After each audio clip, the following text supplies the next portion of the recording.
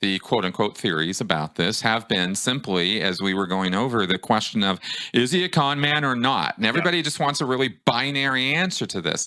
Was he aware of the fact that he was deceiving and conning people for the sake of getting money, sex, power from them?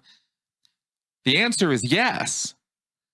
Now, does that mean he never had a serious bone in his body about any of this and didn't believe any of it?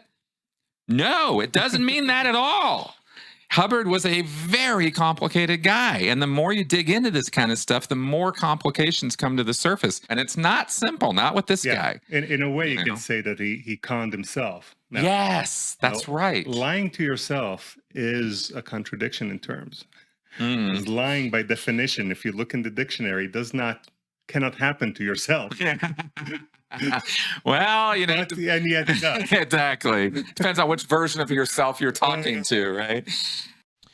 So that's the big question, XI, and that is the thing. You go through all this stuff and you listen to how Hubbard talked to his enablers and the people who helped him back then, and all you hear is this fervent belief, these delusions of grandeur, and you wonder, you know, was he conning himself while he was conning the rest of the world? Was he having these incredible highs, you know, sort of bipolar highs, manic highs, and then crashing like we heard about from Kay, right? From Barbara Kay,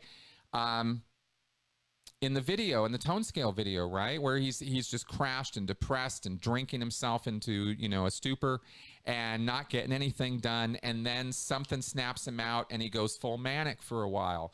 And of course, we suspect that maybe TLE, temporal lobe epilepsy, is a factor here, where when he's experiencing a seizure from that form of epilepsy, he's having religious visions and got ideas he's, you know, some spiritual, you know, guru or God himself.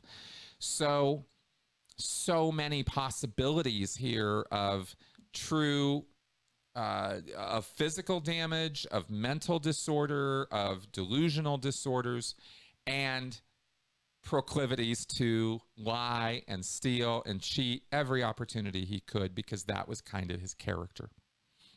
You put all this together, you get L Ron Hubbard.